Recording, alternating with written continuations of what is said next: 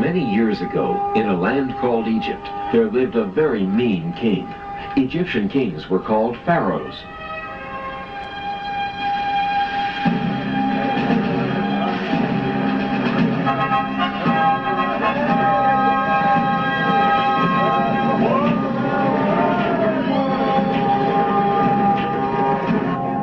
The story begins with the Egyptian pharaoh ordering the deaths of all Hebrew baby boys. Oh, no!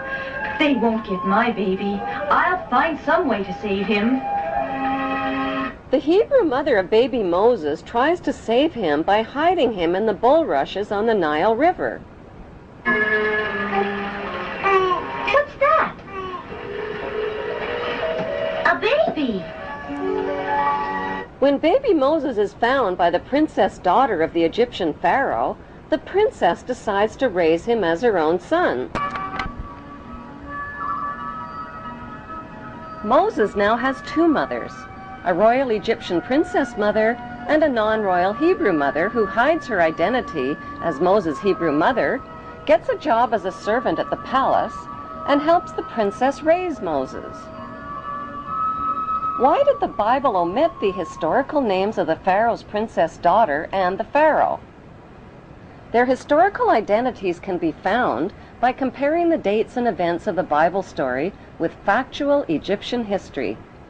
All dates followed by the letters BC count backwards to 0, which is the beginning of today's Christian calendar. Bible researchers have calculated the birth of Moses at around 1520 BC. The ruling pharaoh of Egypt at that time was Thutmose I, and his princess daughter was Hatshepsut.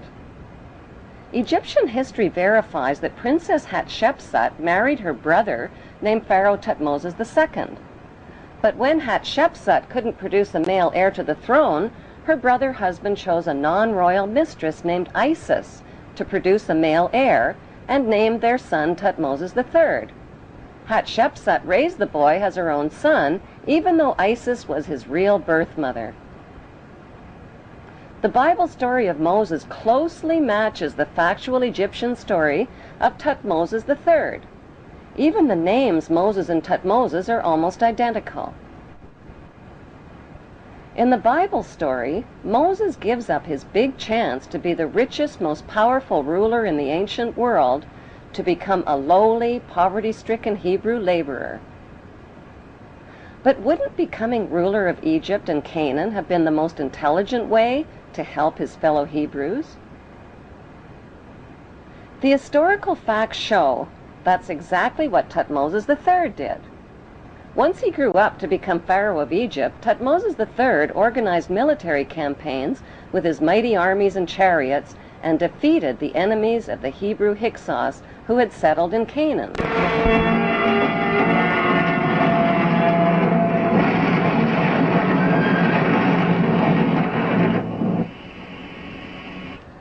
After his famous Battle of Megiddo in Canaan in 1479 BC, Thutmose installed district governors in garrison cities throughout Canaan.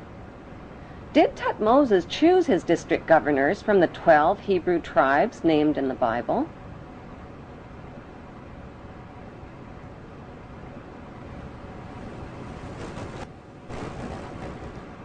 Is it just a coincidence that today's Temple of Isis, located on the Isle of Philae in Egypt, has the same name as Thutmose's mother?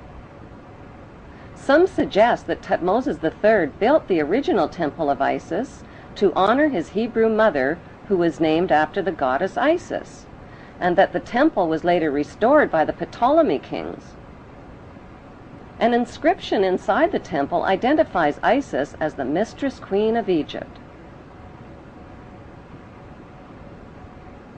Today, Thutmose III is immortalized in stone in the corporate city-state of London, right next to his Egyptian obelisk honoring the pagan Egyptian god Amun. Why has UNESCO and others spent billions of dollars and years of labor moving the massive tonnage of the Isis temple and obelisks honoring the pagan god Amun? The answer lies within the continuing Bible story. After the Hebrews settled in the land of Canaan, they renamed it Israel. Their king, King David, reigned for 50 years. Egyptian history reveals that Pharaoh Susenes also ruled Canaan for nearly 50 years, at the same time as the biblical King David. Both battled the same enemy called the Sea People or Philistines.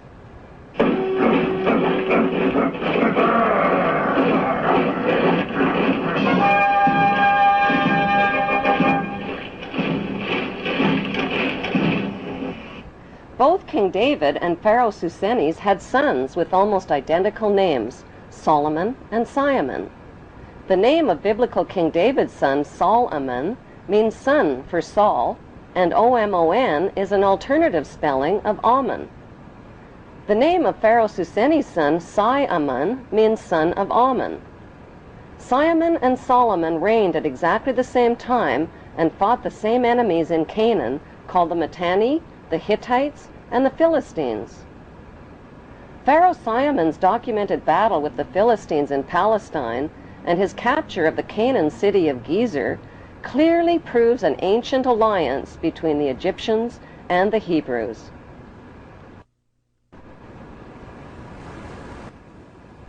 The famous King Solomon's temple in Jerusalem means Temple of the Sun God Ammon.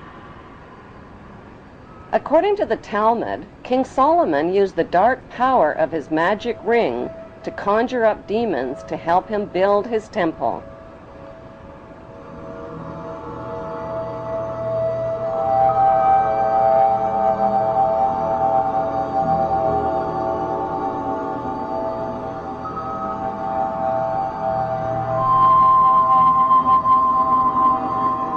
The temple became the center for sexual orgies, the worship of golden idols, and for animal and human sacrifices, including the sacrifice of infants and children.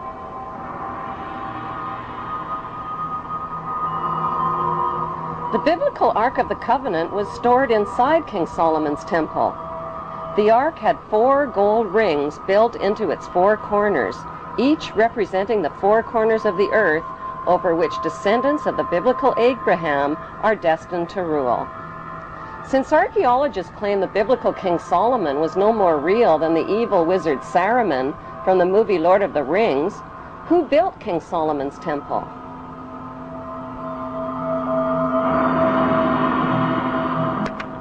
The temple was most likely built by Pharaoh Simon, who King Solomon's fabled character was based on. Today, all that remains of the temple is the Wailing Wall, where Israel's Jews still gather to worship in Jerusalem. Did the Hebrew authors of the Bible's Old Testament really expect readers to believe that Abraham lived to be 175? That his sister wife Sarah gave birth at age 90? That Moses turned staffs into snakes and rivers into blood? Why did the Hebrew authors of the Bible omit all of the important historical names of Egyptian pharaohs? Why did they mix up historical fact with myths and legends? The big question is, what did they have to hide? Researchers of both Bible and Egyptian history have concluded that the Hebrew authors of the Bible covered up the fact that the Hebrews and the Egyptians shared the same royal bloodline. But why? Why the cover-up? Because after the Egyptian people forced the Hebrew Hyksos kings out of Egypt, the only way the Hebrews could continue ruling Egypt was to hide their Hebrew identity from the Egyptian people. They did that by changing their Hebrew names to Egyptian names and intermarrying with Egyptian royalty, just like the biblical Joseph did. By hiding their Hebrew identity, the Hebrews continued to rule Egypt secretly as Egyptian royalty. They worshipped Egyptian gods, followed Egyptian laws, and violated Jewish Hebrew laws. This meant they had to hide their Hebrew identity not just from the Egyptian people, but from the Hebrew people as well. They had to keep their royal Hebrew Egyptian identity and their worship of Ammon hidden within royal power circles and secret societies, just as they have done to this day. The world's biggest and best-kept secret is that the descendants of the Hebrew pharaohs of Egypt have ruled throughout history. Over the millennia, they have left oceans of blood in their wake. They have murdered, cheated, slaughtered, robbed, colonized, and enslaved to fulfill their biblical covenants for an eternal throne and one world empire.